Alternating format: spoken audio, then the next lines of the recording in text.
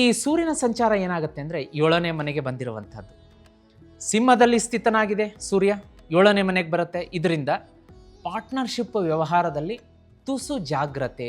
ಯಾಕೆ ಅಂತಂದರೆ ಈ ಪಾರ್ಟ್ನರ್ಶಿಪ್ ವ್ಯವಹಾರದಲ್ಲಿ ನೀವು ಡಾಕ್ಯುಮೆಂಟ್ಸ್ಗಳಿಗೆ ಸಹಿ ಮಾಡುವಂತಹ ಸಂದರ್ಭದಲ್ಲಿ ಒಂದಲ್ಲ 10 ಸಲ ಅದನ್ನು ಆಲೋಚನೆ, ವಿವೇಚನೆ, ಸ್ಕ್ರೀನ್ ಮಾಡಿ ನೀವು ಮಾಡಬೇಕಾಗತ್ತೆ. ಇಲ್ಲ ಅಂದ ಮಟ್ಟಿಗೆ ಅವರು ಸಾಕಷ್ಟು ನಿಮಗೆ ಫಿನಾನ್ಷಿಯಲಿ ಲಾಸ್ ಮಾಡ್ತಾರೆ. ಇದು ಜೀವನದಲ್ಲಿ ಒಂದು ಬ್ಯಾಕ್ ಸ್ಟೆಪ್ ಆಗುತ್ತೆ ಅಂತ ತೋರಿಸ್ತಾ ಇದೆ. ಹಾಗಾಗಿ ಕುಂಭರಾಶಿಯವರು ಪಾರ್ಟ್ನರ್ಶಿಪ್ ವ್ಯವಹಾರದಲ್ಲಿ ಜಾಗ್ರತೆ. ಇನ್ನು ಮದುವೆ ಸೆಟ್ ಆಗುವಂತಹ ಯೋಗ, ಸುಯೋಗ ಕೂಡ ಕೂಡಿ ಬರ್ತಾ ಇದೆ. ಕಾಂಗ್ರ್ಯಾಚುಲೇಷನ್ಸ್ ಅಂತ ಹೇಳಕ್ಕೆ ಇಷ್ಟಪಡ್ತೀನಿ. ಈ ಸೂರ್ಯನ ಸಂಚಾರ ನಿಮಗೆ ಸಿಂಹರಾಶಿಯಲ್ಲಿ ಏನಾಗ್ತಾ ಇದೆ, ಇದು ಕುಂಭರಾಶಿಯವರಿಗೆ ಒಂದು ಪಬ್ಲಿಕ್ ರಿಕಗ್ನೇಷನ್ ಕೊಡುತ್ತೆ, ಒಂದು ರಿವಾರ್ಡ್ ಮತ್ತು ಅವಾರ್ಡ್ ಪಡೆಯುವಂತಹ ವಾರ ಅಂತ ಹೇಳ್ಬೋದು. ಅದೇ ರೀತಿ ಈ ಬುಧನ ಸಂಚಾರದಿಂದ ಏನಾಗುತ್ತೆ ಅಂದರೆ ನಿಮಗೆ ಇಲ್ಲಿ ಕಮ್ಯುನಿಕೇಷನ್ ಶಾರ್ಪ್ ಆಗುತ್ತೆ. ಪಾರ್ಟ್ನರ್ಶಿಪ್ ವ್ಯವಹಾರದಲ್ಲಿ ನೀವು ಜಾಗೃತಿಯಾಗಿರಬೇಕು ಅನ್ನೋದನ್ನು ಒಂದು ಬಿಟ್ಟರೆ, ಅಲ್ಲಿ ನೀವು ಅಲರ್ಟ್ ಆಗಿದ್ದಾಗ ಆ ಪಾರ್ಟ್ನರ್ಶಿಪ್ ವ್ಯವಹಾರ ನಿಮಗೆ ಡಬಲ್ ಈಲ್ಡ್ ಕೊಡುತ್ತೆ ಅನ್ನೋದು ಕೂಡ ನಿಮಗಿದು ಪಾಸಿಟಿವ್ ಆಗುತ್ತೆ. ಗುರುಗ್ರಹದ ಸಂಚಾರ ಏನಾಗುತ್ತೆ ಅಂತಂದರೆ ನಿಮಗೆ ಇಲ್ಲಿ ಶತ್ರುಗಳ ಮೇಲೆ ಒಂದು ಕೈ ಮೇಲು ವಿಜಯ, ಜಯ, ವಿಜಯ, ದಿಗ್ವಿಜಯ ಅಂತ ತೋರಿಸುತ್ತೆ. ಈ ಕುಂಭರಾಶಿಯವರಿಗೆ ಹೋದ ವಾರ ಏನು ಶತ್ರು ಕಾಟ ಇತ್ತು, ನೆರೆಹೊರೆಯವರಾಗಲಿ ಅಥವಾ ಫ್ರೆಂಡ್ಸಲ್ಲಾಗಲಿ ಅಥವಾ ರಿಲೇಟಿವ್ಸ್ ಆಗಲಿ, ಈ ವಾರ ಶತ್ರು ಧ್ವಂಸ ಅಂತ ಬರುತ್ತೆ. Good news. ಆದರೆ ಒಂದನ್ನು ಏನು ನೀವು ರೂಢಿ ಮಾಡ್ಕೋಬೇಕು ಅಂದರೆ, ಯಾರಿಗೂ ನಾವು ಕೂಡ ಕೆಟ್ಟದ್ದನ್ನು ಬಯಸಬಾರ್ದು. ನಮ್ಮ ಶತ್ರುಗಳು ಕೂಡ ಚೆನ್ನಾಗಿರಬೇಕು, ನಾವು ಚೆನ್ನಾಗಿರಬೇಕು, ಅವ್ರಿಗೂ ಒಳ್ಳೆಯದಾಗಲಿ, ನಮಗೂ ಒಳ್ಳೆಯದಾಗಲಿ, ಯಾರಿಗೂ ಕೆಟ್ಟದ್ದಾಗಬಾರ್ದು ಅಂತ ಮಾತ್ರ ಕೇಳಿದಾಗ ಯೂನಿವರ್ಸ್ ನಿಮಗೆ ಸಪೋರ್ಟ್ ಮಾಡುತ್ತೆ. ಹಾಗಂತ ಹೇಳಿ ಶತ್ರುಗಳು ಧ್ವಂಸ ಆಯಿತು, ಶತ್ರು ನಾಶ ಆಯಿತು ಅಂತ ನಾವು ಕೇಕೆ ಹಾಕಿ ನಗೋದಲ್ಲ, ಅವ್ರ ಮೇಲೆ ಇನ್ನಷ್ಟು ಶತ್ರುತ್ವ ಸಾಧಿಸೋದಲ್ಲ, ಅವರಿಗೆ ಇನ್ಸಲ್ಟ್ ಮಾಡೋದಲ್ಲ. ಈ ರೀತಿಯಾಗಿ ಮಾಡಬಾರ್ದು. ಅದನ್ನು ಯಾವುದೇ ಕಾರಣಕ್ಕಾಗಿಯೂ ಭಗವಂತ ಮತ್ತು ಯೂನಿವರ್ಸ್ ಸಪೋರ್ಟ್ ಮಾಡೋದಿಲ್ಲ. ಇದನ್ನು ನಾನು ಹೇಳೋಕ್ಕೆ ಇಷ್ಟಪಡ್ತೀನಿ ವೀಕ್ಷಕರೇ. ಅದೇ ರೀತಿ ಈ ವಾರ ನೋಡಿ ಏನಾಗುತ್ತೆ ಅಂದರೆ, ಮನೆಯಲ್ಲಿ ದಾಂಪತ್ಯ ಮತ್ತು ಪ್ರೇಮಿಗಳ ವಿಚಾರವನ್ನು ನೋಡಲಿಕ್ಕಾಗಿ ಇಲ್ಲಿ ಆಗಸ್ಟ್ 27, 28 ಸ್ವಲ್ಪ ಕ್ರಿಟಿಕಲ್ ಡೇ ಇದೆ. ಯಾಕೆಂದರೆ 28ಕ್ಕೆ ಚಂದ್ರಗ್ರಹಣ ಆಗ್ತಾ ಇದೆ, ಪಾರ್ಶ್ವ ಚಂದ್ರಗ್ರಹಣ ಆಗ್ತಾ ಇದೆ. ಅದು ಭಾರತದಲ್ಲಿ ಗೋಚರ ಆಗೋದಿಲ್ಲ ಮತ್ತು ಆಚರಣೆ ಸೂತಕಗಳು ಇರೋದಿಲ್ಲ. ಆದರೂ ಕೂಡ ಅದರ ನೆಗೆಟಿವ್ ಇಂಪ್ಯಾಕ್ಟ್ ಅಂತೂ ಎಲ್ಲ ರಾಶಿಯವರ ಮೇಲೆ ಇದ್ದೇ ಇರುತ್ತೆ. ಹಾಗಾಗಿ ಕುಂಭರಾಶಿಯವರು ವಿಶೇಷವಾಗಿ 27, 28ನೇ ತಾರೀಕಿಗೆ ಈ ದಂಪತಿಗಳು ವಾಹನದಲ್ಲಿ ಪ್ರಯಾಣ ಮಾಡಬೇಕಾದ್ರೆ ಜಾಗ್ರತೆ. ಎಲ್ಲೋ ಒಂದು ಗಾಡಿ ನಿಮ್ಮ ಒಂದು ಗುಂಡಿಯಲ್ಲಿ ಇಳಿದು ಟಪಕಂತ ಬಿದ್ದು ಹೋಗೋದು, ಅಥವಾ ಮಂಡಿ ಮೊಣಕಾಲು ನೋವಿಗೆ ಗಾಯ ಮಾಡಿಕೊಳ್ಳುವಂಥದ್ದು, ಸ್ಕ್ರ್ಯಾಚು ಅಥವಾ ಒಂದು ಹೇರ್ಲೈನ್ ಫ್ರ್ಯಾಕ್ಚರ್ ಆಗುವಂಥದ್ದು, ಇಂಥ ಘಟನಾವಳಿಗಳು ನಡೀಬಹುದು. ಸ್ವಲ್ಪ ಜಾಗೃತಿಯಾಗಿರಬೇಕಾಗುತ್ತೆ. ವಿಶೇಷವಾಗಿ ಕುಂಭರಾಶಿಯವರು ಈ ಗ್ರಹಣದ ದಿನ 28ನೇ ತಾರೀಕು ಈ ನೈಟ್ ಜರ್ನಿಯನ್ನು ಅವಾಯ್ಡ್ ಮಾಡ್ಕೊಳ್ಳಿ.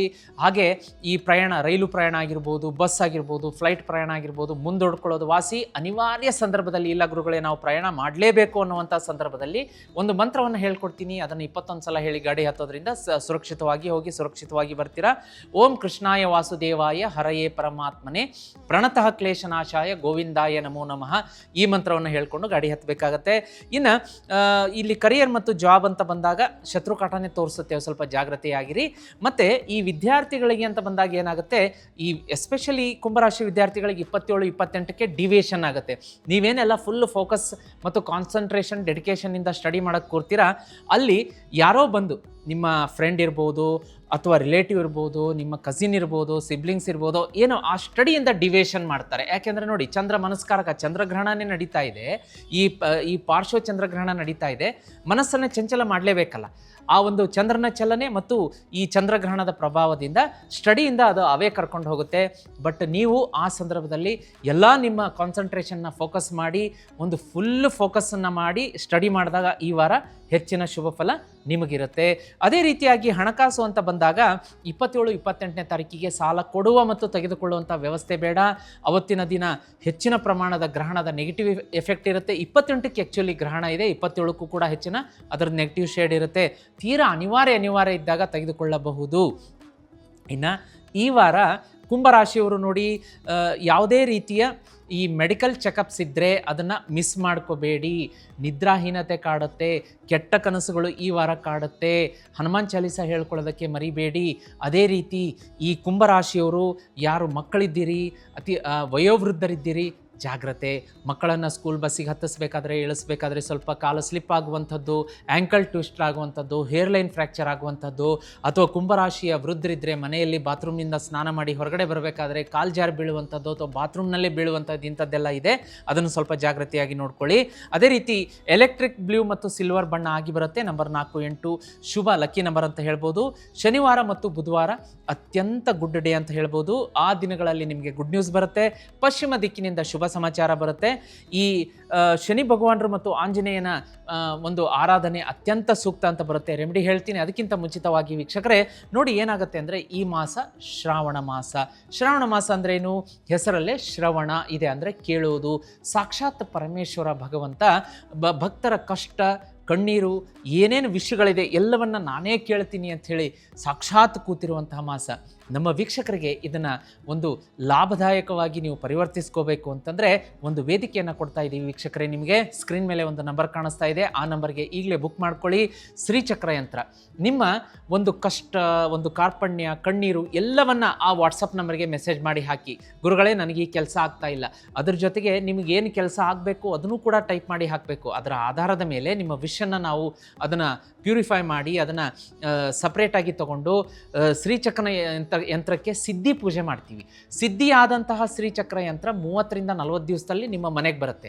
ಶ್ರಾವಣ ಮಾಸದಲ್ಲೇ ನೋಡಿ, ನಿಮಗೆ ನಾಗರ ಪಂಚಮಿ, ಶ್ರಾವಣ ಸೋಮವಾರಗಳು, ಆಮೇಲೆ ಶುಕ್ರವಾರಗಳು, ವರಮಹಾಲಕ್ಷ್ಮಿ ಹಬ್ಬ, ಆಮೇಲೆ ನಿಮಗೆ ಇದು ಸಿಗುತ್ತೆ, ಯಾವುದು ಈ ರಕ್ಷಾಬಂಧನ ಸಿಗುತ್ತೆ, ನೂಲ ಹುಣ್ಣಿಮೆ, ಎಲ್ಲವೂ ಕೂಡ ಶುಭ ದಿನಗಳೇ. ಈ ಹೇಳಲಿಕ್ಕೆ ಪ್ರತಿಯೊಂದು ದಿನವೂ ಕೂಡ ಶ್ರಾವಣ ಮಾಸದ ಪ್ರತಿ ಗಳಿಗೆಗಳು ಕೂಡ ಶುಭ ಶುಭ ಶುಭ.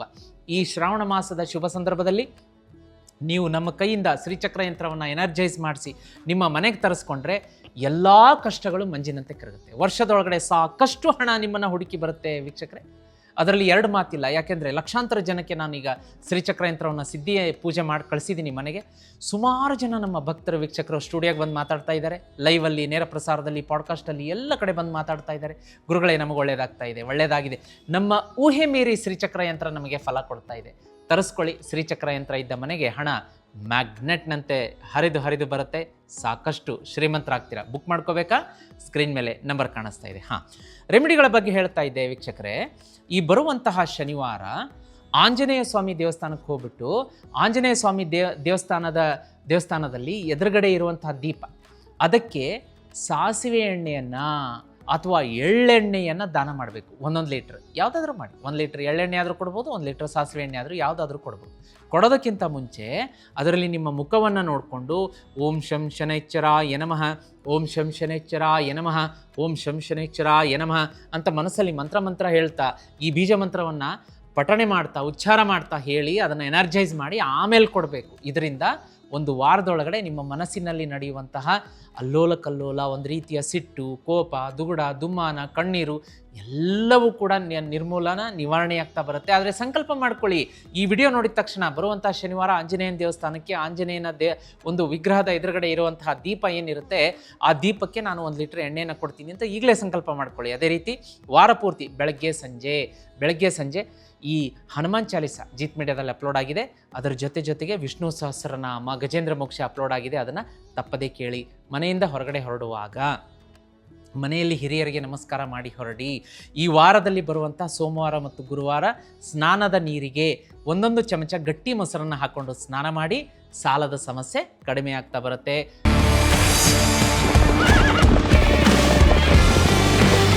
ಜೀತ್ ಮೀಡಿಯಾ ನೆಟ್ವರ್ಕ್ ಎಂದೆಂದಿಗೂ ನಿಮ್ಮೊಂದಿಗೆ.